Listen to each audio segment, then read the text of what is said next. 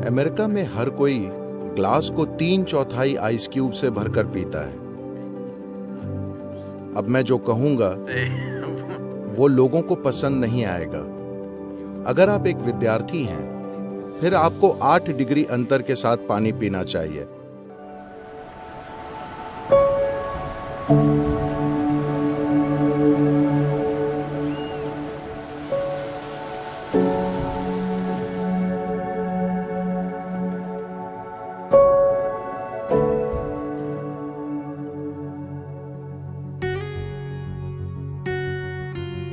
America में हर कोई glass को 3/4 आइस क्यूब से भरकर पीता है। अब मैं जो कहूंगा वो लोगों को पसंद नहीं आएगा। जब योगिक संस्कृति में अगर आप एक योगी हैं, अगर आप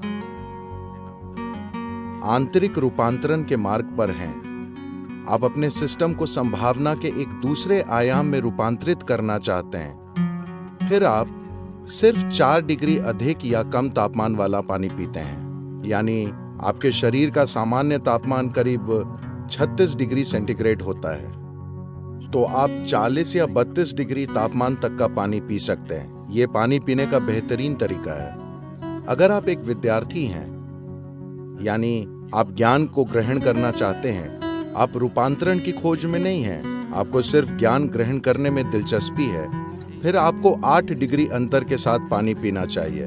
यानी आप 44 डिग्री और 28 डिग्री तक पानी पी सकते हैं। अगर आप एक गृहस्थ हैं जिसे किसी रूपांतरण या ज्ञान में दिलचस्पी नहीं है, आप सिर्फ अपनी पत्नी और बच्चों और पति को संभालना चाहते हैं, सिर्फ यही आपका काम है, फिर आप दोनों ओर 12 डिग्री अंतर के साथ पानी पी सकते हैं। उसके आगे किसी के लिए भी अनुकूल नहीं माना जाता।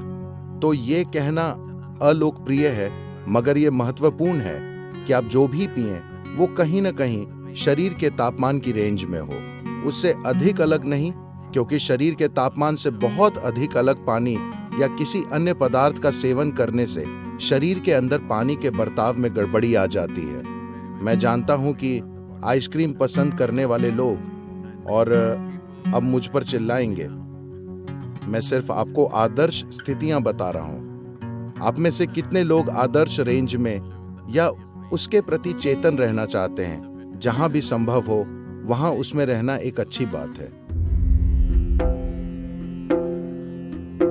अगर आपको प्यास नहीं लगती, अगर आप पानी नहीं पीते, तो कुछ नहीं होगा, आप ठीक रहेंगे। सिर्फ अमेरिका में अगर आप पानी नहीं पिएंगे तो आप मर जाएंगे। कहीं और लोग ऐसे ही पानी नहीं पीते। जब उन्हें प्यास लगती है तो वो पानी पीते हैं, वरना वे रेगिस्तान में भी ठीक रहते हैं। सिर्फ अमेरिका में ठंडे मौसम में हर कोई बोतल लेकर चलता है और लगातार घूंट भरता रहता है, क्योंकि मार्केटिंग मशीनों ने उन्हें ये यकीन दिला दिया है कि उन्हें ढेर सारा पानी पीना चाहिए। पानी का अत्यधिक सेवन, खासकर अगर उसे छोटे घूंटों में पिया जाए, शरीर सोख लेता है। जब वो सोखता है तो सोडियम का स्तर, जिसका संतुलन बहुत नाजुक होता है, वो कम हो जाएगा। इसका असर बाकी शरीर पर भी पड़ता है। वो दिखे जरूरी नहीं है, मगर मस्तिष्क में सोडियम का स्तर गिरने से मस्तिष्क में सूजन हो जाएगी। इसका ये अर्थ नहीं है कि आपका मस्तिष्क बढ़ रहा है। सूजन एक तरह की बीमारी है, ठीक है, मस्तिष्क का विस्तार नहीं। सोडियम तत्व की कमी के कारण उसमें सूजन आ जाती है। तो सोडियम की कमी के कारण मस्तिष्क में अधिक पानी चला जाता है, जो संतुलन रखने के लिए जरूरी सोडियम की आपूर्ति करने की कोशिश करता है। आपके मस्तिष्क में अधिक पानी का मतलब है कि आप अव्यवस्थित हो जाएंगे, मनोवैज्ञानिक असंतुलन आ जाएगा।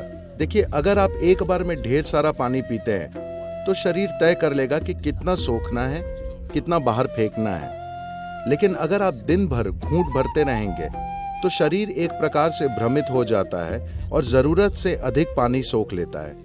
लेकिन मान लीजिए अभी आप 2 लीटर पानी पीते हैं, वो सारा शरीर में नहीं जाने वाला। जितनी जरूरत होगी वो ले लेगा, बाकी बाहर फेंक देगा। किसी को सिर्फ इसलिए पानी पीने की जरूरत नहीं है क्योंकि आपको लगता है कि ऐसा करना अच्छी चीज है। जब आपको प्यास लगे तो आपको पानी पीना चाहिए। ये पक्का करने के लिए आप पर्याप्त पानी पी रहे हैं, आप उससे 10% अधिक पीजिए, जितने की आपको जरूरत है। 1-2 कप ज्यादा, सिर्फ ये पक्का करने के लिए कि आप कम नहीं पी रहे। साथ ही जब आपको पानी की जरूरत है, जब आपको प्यास लगी है, अगर आप नहीं पीते तो ये आपके शरीर को नुकसान पहुंचाएगा। जब जरूरत पड़ने पर पानी शरीर में नहीं पहुंचता तो दिल को भारी नुकसान होता है।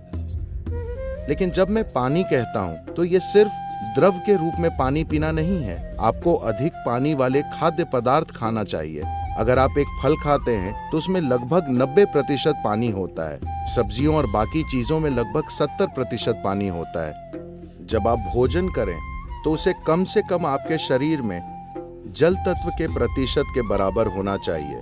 तो आप जो भी खाएं उसमें कम से कम 70% जल तत्व होना चाहिए। इसलिए सब्जियों, फलों को आपके आहार का हिस्सा होना चाहिए ताकि वो मौजूद रहे।